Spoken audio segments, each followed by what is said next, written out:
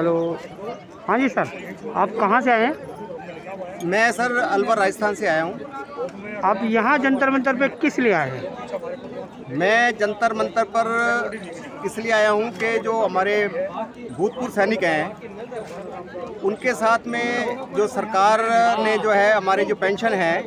उसमें बहुत सारी विसंगतियां पैदा कर दी हैं। अच्छा सर, एक जिनका निवारण अभी तक नहीं मिल पाया। उसके निवारण के लिए हम यहाँ पे सामूहिक 20% धरना प्रदर्शन कर रहे हैं। उसमें सहयोग देने के लिए आया हूँ मैं। आपका नाम? मेरा नाम बलकार सिंह है। आप फौज में थे?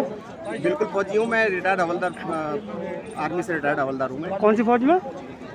मैं Indian army core of signal में से हवलदार रैंक से रिटायर्ड हूँ। अच्छा जी। हाँ, अब बताइए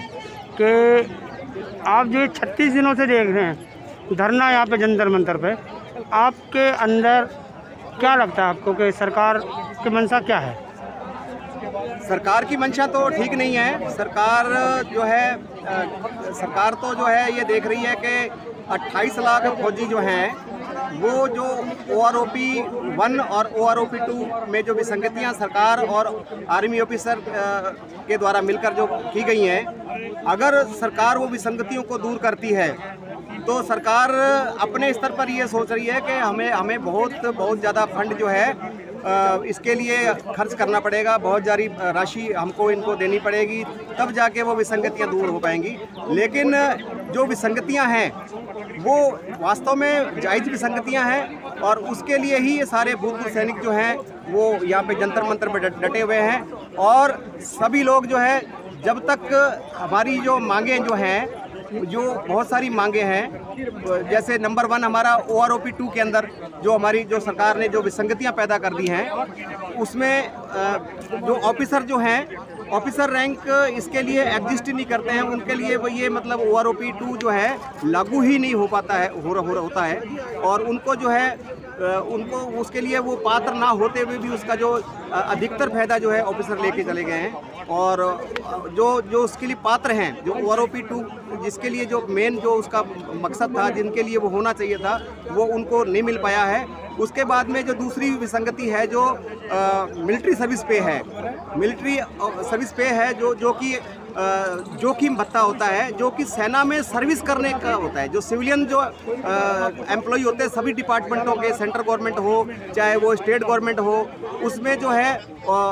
उससे उनको आर्मी की जो डिफेंस की सर्विस है, जिसमें आर्मी एयरफोर्स नेवी के जवान होते हैं, उनको अलग करने के लिए एक स्पेशल भत्ता दिया गया था 2006 के अंदर, जिसको हम मिलिट्री सर्विस पे के नाम से जाना जाता है, जिसमें स्टेटस का कोई संबंध नहीं है। उसमें खाली जो जोखिम भत्ता है, क्योंकि उसमें जो जवान होते हैं हमारे जवानों को क्या है, बॉर्डर पे रेगिस्तान के अंदर माइनस टेम्परेचर के अंदर, उसके अंदर 55 डिग्री टेम्परेचर के अंदर बहुत सारे जो है टेरेन के अंदर जो है नौकरी करनी पड़ती है। तो इसको मद्देनजर रखते हुए जो मिलिट्री सर्विस पे जो यूरोपियन कंट्री के बेस पे यहाँ पे लागू किया गया था, उसमें भी जो है जो कि सभी को बराबर होना चाहिए था, बराबर होने जिनको ज़्यादा एक्चुअल जो है जो बॉर्डर पे एडवांस होते हैं, जो खड़े होकर ड्यूटी देते हैं बॉर्डर के ऊपर, उनको ज़्यादा मिलना चाहिए था। और जो पीछे होते हैं जिनको जोखिम कम होता है, उनको उल्टा कम होना चाहिए था। यहाँ उल्टा हो गया है, जिनको जोखिम कम है उनको बहुत ज़्यादा दे दिया गया है। और जो उसके लिए पात्र हैं, जो रात को खड़े होकर बॉर्डर के ऊपर ड्यूटी देते हैं, जो पहरा देते हैं, उनको जो है बिल्कुल नाम मात्र के लिए उनका मुंह बंद करने के लिए इस समय 5200 रुपये दिया जा रहा है और ऑफिसर्स को 15,500, जिसके लिए आप ये कहना चाह रहे हैं कि जो रेगिस्तान के अंदर धूप के अंदर जो तपता है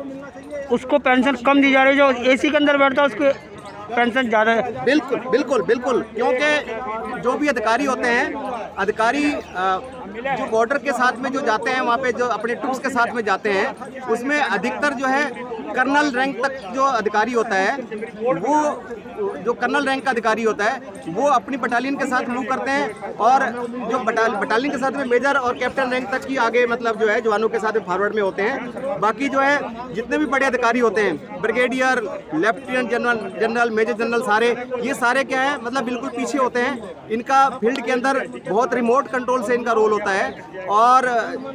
जो बिल्कुल फॉरवर्ड पोस्टों में होते हैं, जो बिल्कुल जो मैदान के बॉर्डर अंदर के ऊपर मैदान में जो धूप को सहते हैं, जो ठंड को सहते हैं, वो जवान और जेशो रैंक की होते हैं और उनके साथ में बहुत बड़ी नाइंसाफ़ी हुई है। तो हम सभी लोग जो है जो इसमें यहाँ पे इकट्ठे हुए हैं इस विसंगति को दूर करने के लिए हम ये चाहते हैं कि हमको अगर ज़्यादा ना दे सके सरकार तो कम से कम उनके बराबर तो सरकार को देना चाहिए, सोचना चाहिए। और अगर सरकार ये सोचती है कि हमारे पास में इसके लिए फंड नहीं है तो हम ये चाहते हैं कि जो उनको जो 15,500 दिया जा रहा है उसको भी सरकार 5200 रुपये कर दे, हमको वो भी मंजूर है, उसके लिए भी हम तैयार हैं। अगर सरकार वास्तव में ही सरकार खजाने का रोना रो रही है, सरकार बोल रही है हमारे पास खजाना नहीं है, हमारे पैसा नहीं है, तो अफसर को भी क्योंकि जो उसके लिए पात्रता नहीं रखते हैं उनको भी 5200 रुपये ला दिया जाए, हमें कोई उसके लिए आपत्ति नहीं है, हम उसके लिए तैयार हैं। ये जो आपकी समस्या है ये तो दूर करने की चीज़ है, कोई सरकार को ऐसी समस्या नहीं है कि जिसे दूर नहीं कर सकती सरकार। तो दूर करने के लिए तो बैठे हैं हम यहाँ पे, सरकार के से हम मतलब इसी बात के लिए बैठे हैं, अपनी मांग को लेके बैठे हैं। हमारे सभी जो भूतपूर्व सैनिक हैं, जो सिपाही से लेके और ऑनरी कैप्टन तक यहाँ पे सभी लोग बैठे हुए हैं और ये इंडिया के इतिहास में पहली बार हुआ है, पहली दफ़ा हुआ है जिसमें ऑफिसर्स की भागीदारी नहीं है, कोई किसी पॉलिटिकल पार्टी को नहीं बुलाया गया है। हम अपनी मांगें जो है स्वयं सरकार के सामने रख रहे हैं। हमने अपना मांग पत्र भी बनाया है जो सरकार के पास ऑलरेडी पहुंच चुका है। अब ये तो सरकार के ऊपर डिपेंड करता है कि सरकार हमारी मांगों को कैसा लेती है। तो अगर सरकार क्योंकि सरकार को ये सोचना चाहिए कि आगे 2024 के अंदर में आम इलेक्शन भी होने वाले हैं, तो अगर सरकार ये टाइमली क्योंकि सरकार को लास्ट में देना तो पड़ेगा, सरकार को तो देना ही पड़ेगा, क्योंकि ये हमारे जो फौजी भाई जो बैठे हैं आप देख रहे हो, इन्होंने प्रण लिया है, इन्होंने शपथ लिया है कि जब तक हमारी विसंगतियां, जब तक हमारा जो हमारा हक हमको नहीं मिल जाता तब तक हम यहाँ पे डटे रहेंगे और यहाँ जाने वाले नहीं हैं। तो सरकार को जब देना ही है तो सरकार क्यों बेवजह परेशान कर रही है? क्योंकि हमारे यहाँ पे आप देख सकते हैं बहुत सारे बुजुर्ग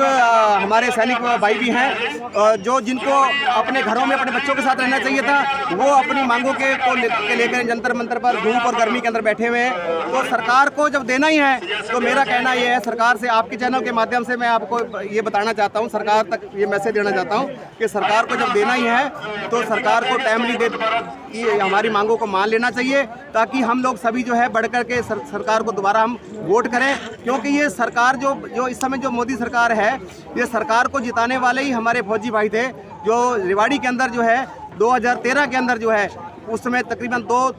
5 लाख जो हमारे भूतपूर्व सैनिकों ने यहाँ पे इकट्ठे होके मोदी को जो है बहुत मतलब अपना और अपने परिवार का और अपने संबंधियों का वोट दिलवाकर मोदी को बहुमत में दिलवाया था। लेकिन अब मोदी ने कुछ थोड़ी बहुत जो समस्या है उसका समाधान किया है, OROP 2 लागू तो उन्होंने करी है, लेकिन जो विसंगतियाँ जिसके लिए जो पात्र नहीं थे, अधिकारी वर्ग जो है वो एक्चुअली OROP के लिए वो पात्र नहीं है, क्योंकि OROP जो है एक्चुअली बेसिकली उन्हीं के लिए था जो कम सर्विस में रिटायरमेंट हो जाते हैं, जैसे सिपाही से लेके और सूबेदार मेजर तक, सिपाही से लेके हवलदार तक 35 से और 45 साल तक की उम्र में वो रिटायरमेंट आ जाते हैं, और सूबेदार मेजर तक मुश्किल से 50 साल की उम्र तक वो नौकरी करते हैं। बाकी जो बची ज़िंदगी जो होती है उनके बच्चे जवान होते हैं और उनकी जिम्मेदारियां बढ़ जाती हैं, और जबकि उनकी पेंशन जो है, पेंशन पे आने के बाद में उनका जो पैसा मिलता है सरकार की तरफ से पेंशन के रूप में, वो कम हो जाता है। तो उस पेंशन से जो है परिवार को चलाना बहुत मुश्किल हो जाता है, और इसकी वजह से ही ये कॉन्सेप्ट आया था कि सरकार के साथ जब मांग रखी गई थी तो सरकार ने ये बोला था कि भाई हम आपका OROP 2 के माध्यम से हम इसकी जो है आपको कंपनसेशन दे देंगे। तो ये बहुत लंबे समय से मांग चलती आई, लेकिन कम से कम मोदी का धन्यवाद है, उन्होंने ये मांग तो कम से कम हमारी मान तो ली, लेकिन मानने से भी क्या फ़ायदा जब जो जिसके लिए जो पात्र था उसको एक उनका मुंह बंद कर दे दिया। हमारे जो सिपाही से लेके सूबेदार मेजर तक किसी को 500, किसी को 1000, किसी को 2000 रुपये बढ़ाया। बाकी जो ऑफिसर रैंक जो है, जो इसके लिए पात्रता नहीं रखते थे, उनको मतलब कम से कम 11,000 से लेके 20,000 तक उनको पेंशन ये चाह रहे हैं कि सरकार ने सुविधा तो दी, लेकिन अफसर लोगों ने आपस में बांट ली।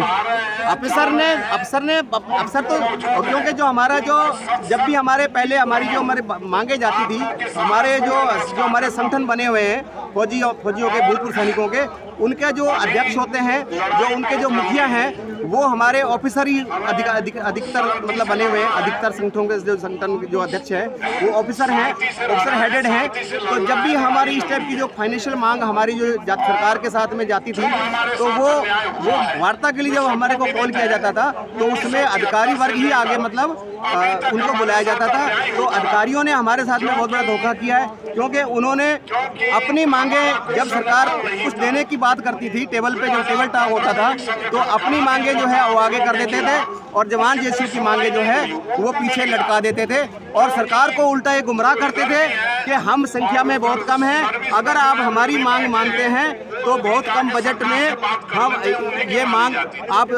पूरी कर सकते हैं, और अगर जवान जेसी की आप मांग मानते हैं तो उसके लिए आपको बहुत ज़्यादा अधिक फंड को आपको देना पड़ेगा, फंड इसके लिए रिक्वायरमेंट है। तो जो है सरकार बहुत आसानी से अफसरों के बहकावे में आ जाती थी, और जो आज ये आप देख ही रहे हैं, क्योंकि आज सोशल मीडिया का ज़माना है। पहले ज़माने में जो हमारे जवान हुआ करते थे वो इतने मतलब जागरूक नहीं होते थे, उनको पता नहीं लग पाता था कि देश में क्या हो रहा है, क्योंकि सोशल मीडिया का ज़माना नहीं था। तो ये अभी सोशल मीडिया के ज़माने की वजह से ही लोगों को जो लोग जागरूक हो रहे हैं, जो बहुत सारे यूट्यूब के माध्यम से जो लोगों को पता लग रहा है कि हमारे साथ में अफसरों ने बहुत बड़ा धोखा कर दिया है, और उसी के लिए हम यहाँ बैठे हुए हैं। बहुत